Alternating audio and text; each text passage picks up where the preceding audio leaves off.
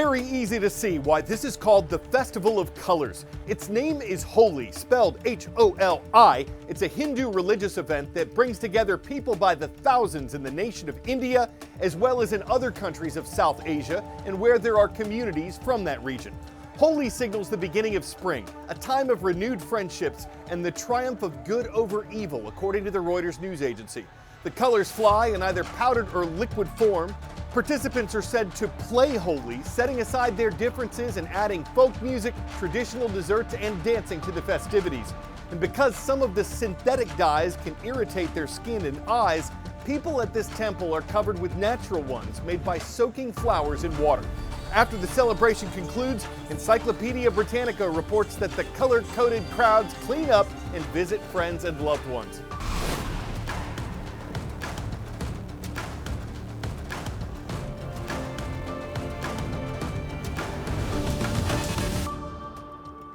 Welcome to the world from A to Z. I'm Carl Azuz, always happy to see you. Next, new findings from the Pew Research Center on challenges facing American teenagers.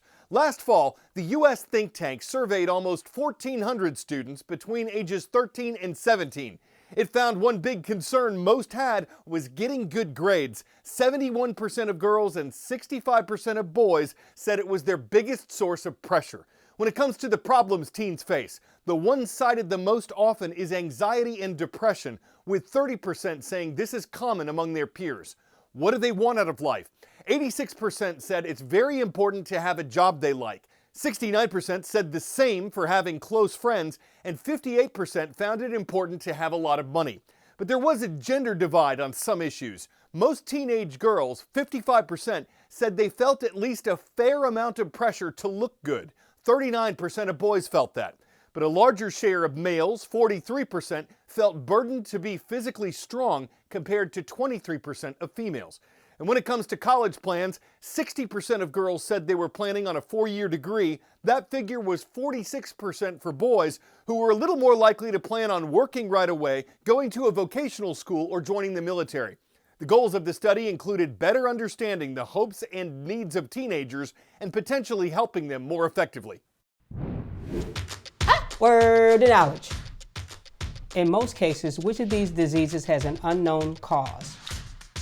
Sickle cell disease, measles, scoliosis, rickets. Researchers say that 80% of scoliosis cases are idiopathic, meaning their cause is unknown. It's an abnormal curving of the spine that often appears in the shape of the letters S or C. Scoliosis is common, but for most people, the cause is unknown. The majority of scoliosis patients don't have significant pain or discomfort. Orthopedic surgeon Dr. Nicholas Fletcher with Children's Healthcare of Atlanta says in the beginning that's part of the problem. Oftentimes, mild scoliosis doesn't have symptoms, and many cases may not require immediate treatment. But if the spinal condition worsens and is left untreated, experts say it can cause chronic back pain, impact heart and lung function, and affect self-esteem. That's why early detection through screening is critical. One of the challenges with screening is that the children who are most likely to get scoliosis are typically between the ages of 10 and 15. Fletcher says parents of children in that age range don't often see their children's bare back, so he says they need to be diligent in looking for warning signs, including uneven tops of shoulders, one shoulder blade more prominent or visible than the other, one hip appearing higher, one side of the rib cage higher than the other when bending forward, or changes in the shape of the spine. We recommend screening in the 6th and the 8th grade because those are typically the times at which children are growing the fastest. I'm Mandy Gaither.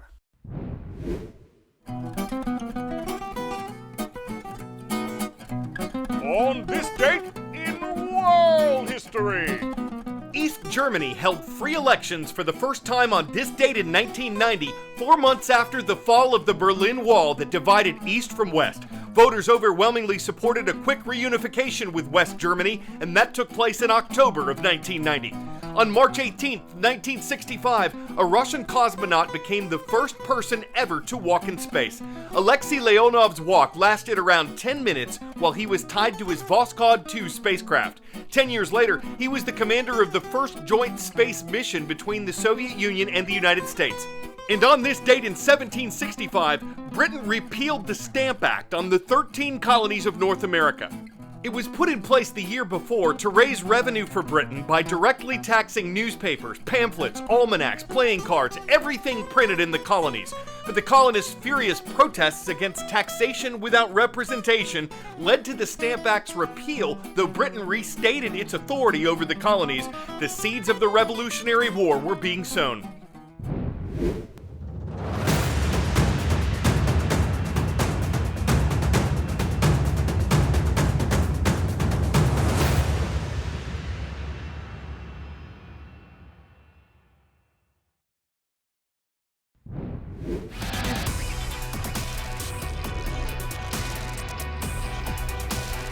Where in the world? This is a nation of West Africa that partially borders the Atlantic Ocean. It has the largest population on the continent, though it's not the largest country in area. Its capital used to be Lagos, but the government moved it to Abuja in 1991. This is Nigeria, a nation of 237 million people. This little cube, called bouillon, is a staple ingredient in kitchens in countries around the world. It's a block of concentrated seasoning used to flavor soups and stews, and it's also Nigeria's latest plan to combat malnutrition. Nigerian authorities recently established a code of standards for adding 4 micronutrients, iron, zinc, folic acid, and vitamin B12, to bouillon cubes. It's really very important because as of today, we have micronutrient deficiencies in Nigeria, what we call hidden hunger.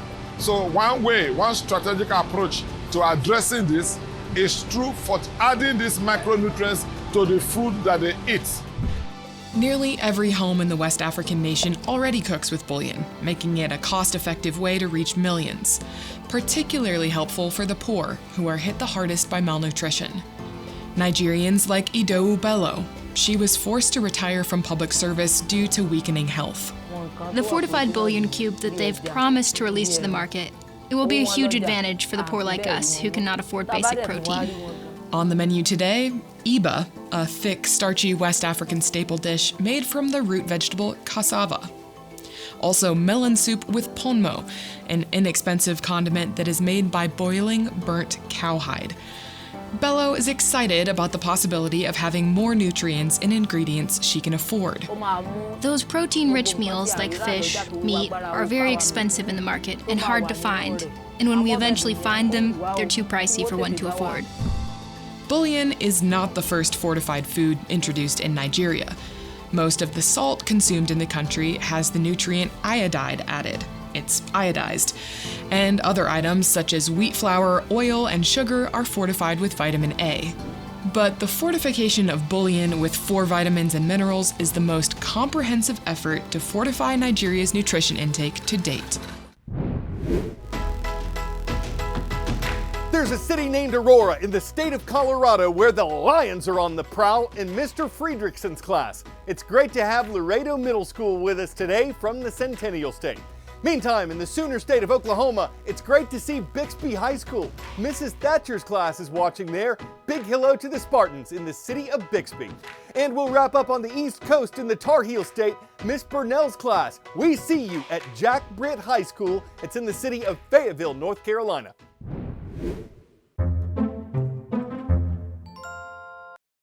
Fans of college basketball typically experience a bit of madness this time of year. To help them keep up when multiple games overlap, an American restaurant and sports bar chain has released, well, these. With a little steampunk flair, the goggles have 4 adjustable arms and 5 mirrors attached so that fans who hold their heads still enough can see a whole bunch of screens at once.